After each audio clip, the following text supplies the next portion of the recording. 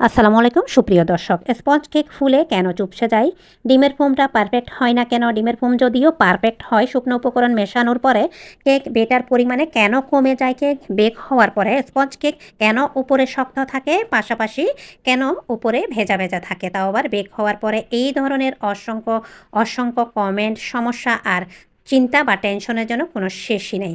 আজকে একটিমাত্র ডিম দিয়ে হাফ পাউন্ড নরম তুলতুলে কোনো প্রকার ওভেন আর তেল ছাড়া সহজভাবে কেন স্পঞ্জ কেক চুপসে যায়, ডিমের ফোমটা পরিমাণে কেন কমে, কেন উপরে ভেজা থাকে, শক্ত কেন হয়, এ টু জেড সকল সমস্যার সমাধান নিয়ে হাজির হয়েছি। কথা বলতে বলতে শুরুতে একটি মিক্সিং বোল নিয়েছি। মিক্সিং বোলটা অবশ্যই ডিম ভেঙে নেওয়ার আগে শুকনো হতে হবে, পাশাপাশি হতে হবে ইলেকট্রিক বিটারের হুঁকটা তেল এবং পানিমুক্ত। যদি আপনারা তেল বা পানিমুক্ত ইলেকট্রিক বিটারের হুঁক অথবা মিক্সিং বোলের মধ্যে ডিমটা ভেঙে নেন, সেক্ষেত্রে আপনাদের ডিমের কোনটা পারফেক্ট না হওয়ার অন্যতম একটি কারণ। এইবার সেই ডিমের ক্ষেত্রে ডিমটা অবশ্যই ফ্রিজ থেকে 1 ঘন্টা আগে বের করতে হবে। ডিমের কোনটা পারফেক্ট না হওয়ার এটিও কিন্তু একটি অন্যতম কারণ। যদি ডিম ফ্রিজিং হয় তাহলে কখনো আপনাদের ডিমের কোনটা পারফেক্ট হবে না। এইবার ডিমটা ভেঙে নিয়েছি। ডিমটা ভেঙে নিয়ে চিনি ছাড়া আমি শুধুমাত্র 15 থেকে 20 সেকেন্ড বিট করে নিয়েছি। এতে করে হবে কি, অতিরিক্ত বড় সাইজের এয়ার বাবল ক্রিয়েট হবে না। অতিরিক্ত এয়ার বাবল ক্রিয়েট হলে পরবর্তী সময়ে কেকটা বেক হলে ভেতরে ফাঁপা থাকবে। দিয়ে দিলাম চিনি। 1/4 কাপ পরিমাণ চিনির থেকে 1 টেবিল চামচ পরিমাণ চিনি আমি সরিয়ে নিয়েছি, কারণ 1/4 কাপ পরিমাণ চিনিতে প্রায় 48 থেকে 50 গ্রাম চিনি হয়। এতে করে মিষ্টির কোয়ান্টিটি বা পরিমাণটা বেশি হবে। যারা খেতে চান তারা চাইলে খেতে পারেন বা বাড়িয়ে দিতে পারেন। তো এবার আবারও ইলেকট্রিক বিটারটা একেবারে লোতে দিয়ে বিট করে নিচ্ছি। কারণ হচ্ছে হাফ পাউন্ড একটি ডিম দিয়ে আমরা কেক তৈরি করব, তার জন্য লোতে রেখেছি। ইলেকট্রিক বিটার হাইতে দিয়ে বিট করলে এতে করে খুব দ্রুত ফোম হবে, কিন্তু চিনিটা আস্ত থেকে যাবে। চিনি আস্ত থেকে যাওয়াও কিন্তু আপনাদের স্পঞ্জ কেকের উপরে ভেজা ভেজা হওয়ার একটি অন্যতম কারণ। বিটারটা আমি এক পাশ থেকে ধরে রেখেছি, অন্য পাশ থেকে অনবরত এইভাবে শুধুমাত্র মিক্সিং বোলটা ঘুরিয়েছি। ঘাঁটাঘাঁটি করা যাবে না, এতে করে অতিরিক্ত বড় সাইজের এয়ার বাবল ক্রিয়েট হবে। এইবার বিটারটা আবারও বন্ধ করে চারপাশ থেকে মিক্সিং বাটির নিচে জমে থাকা চিনি বা কোথাও আটকে আছে কিনা সেটা মেক শিওর হওয়ার জন্য আমি স্প্যাচুলা দিয়ে মাঝে এনে ঠিক এইভাবে নেড়েচেড়ে আবারও ইলেকট্রিক বিটার একেবারে লো টু মিডিয়ামে দিয়ে তারপর বিট করে নিচ্ছি। ও আরও একটি পিছনের বিষয় একটু আপনাদের সাথে সামনে এসে বলছি, সেটা হচ্ছে ফ্রিজিং করা কোনো উপকরণ দিয়ে আপনাদের ডিমের ফোমটা পারফেক্ট কিন্তু কখনোই হবে না। আপনাদের কেকটা না ফোলার এটাও কিন্তু অন্যতম কারণ। আরও অনেক কিছু টিপস রয়েছে, যা ভিডিও আপনারা দেখতে থাকুন, অবশ্যই টিপসগুলি পেয়ে যাবেন।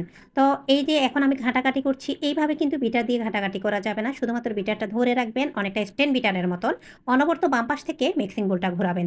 এতে করে দেখবেন আমাদের ডিমের ফোমটা পারফেক্ট হয়ে গিয়েছে। পিঠা থেকে কিছুটা ফোম যখন উপর থেকে এইভাবে নিচে ফেলবেন, কিছু বা কয়েক সেকেন্ড স্টিল নাও থেকে ডেবে যাবে, বুঝতে হবে আমাদের ডিমের ফোমটা পারফেক্ট হয়েছে। আর চিনির কচকচানি বা নেই, আমাদের মেল্ট হয়েছে চিনিটা, সেক্ষেত্রে মেক শিওর হতে এইভাবে একটু চেক করে দেখবেন।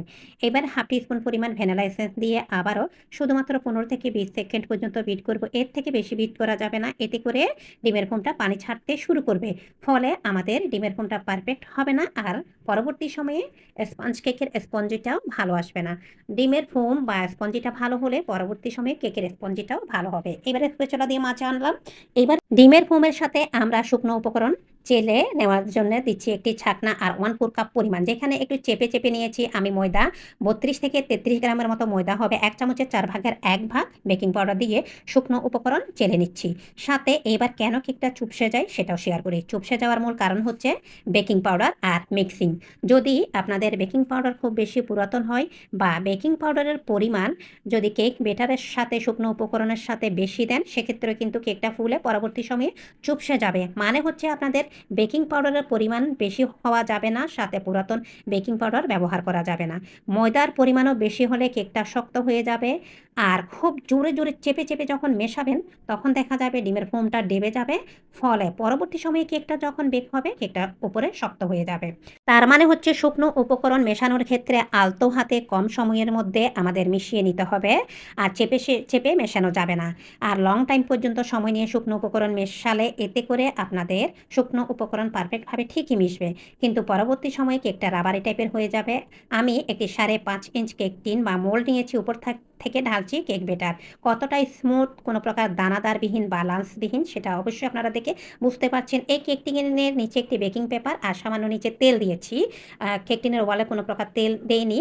তো কেক টিনের ওয়ালে তেল দিলে কেকটা চারপাশ থেকে চুপসে আসবে। এবার টুথপিক দিয়ে চারপাশ থেকে এইভাবে ফ্ল্যাট করে দিচ্ছি। ফ্ল্যাট করে দিলে দুইটা উপকার হবে আপনাদের।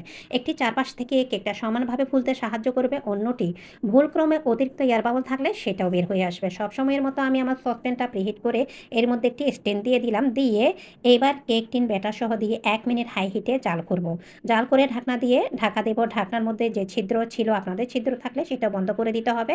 আর আমি সবসময়ের জন্য ছিদ্রটা বন্ধ করে দিয়েছি। আর হাই হিটে জাল করে আমার 15 থেকে 17 মিনিটের মতো সময় লেগেছে।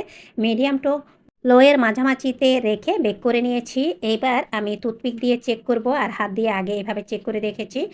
সম্পূর্ণ ড্রাই মনে হলে আমাদের কেকটা বুঝতে হবে বেক হয়েছে। এবার টুথপিক দিয়েও আমি চেক করে দেখছি।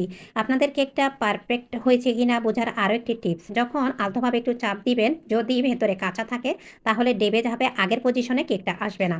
তো এবার চুলা থেকে নামিয়ে সম্পূর্ণ ঠান্ডা করে তারপর স্লাইস করে ডিমোল্ড করে শেয়ার করছি। পাশাপাশি নেক্সট কোনো ভিডিওতে ইনশাআল্লাহ এই কেকটা ডেকোরেশন করে আপনাদের সাথে শেয়ার করব। আশা করি আজকে ভ্যানিলা বা যে কোনো স্পঞ্জ কেক কেন ফুলে চুপসে যায়, কেন উপরে ভেজা ভেজা থাকে বা শক্ত হয়, ডিমের ফোমের সাথে শুকনো উপকরণ মেশালে পরিমাণে কেন কমে যায়, তার A to Z সব কিছু ডিটেলসই আপনাদের সাথে শেয়ার করতে পেরেছি। তো যদি আমার আজকের ভিডিওতে বা বলাতে কোনো ভুল ভ্রান্তি থাকে অবশ্যই ক্ষমা সুন্দর দৃষ্টিতে দেখবেন। এই যে আমি এইভাবে মোটু করে ধরলাম, একদম মোটামুটি শক্ত করে, তারপরও কেকটা দেখা গেল আবারও আগের পজিশনে চলে এসেছে। এই হচ্ছে আমাদের নরম তুলতুলে ভ্যানিলা স্পঞ্জ কেক, যেটা কোনো প্রকার ওভেন, তেল ছাড়া, কোনো প্রকার তরল দুধ বা তরল পানীয় ছাড়া সহজভাবে শেয়ার করেছি। আজকের ভিডিও এই পর্যন্ত। সবাই ভালো থাকবেন, সুস্থ থাকবেন। নেক্সট কোনো রেসিপি বা ভিডিওতে দেখা হবে। আসসালামু আলাইকুম।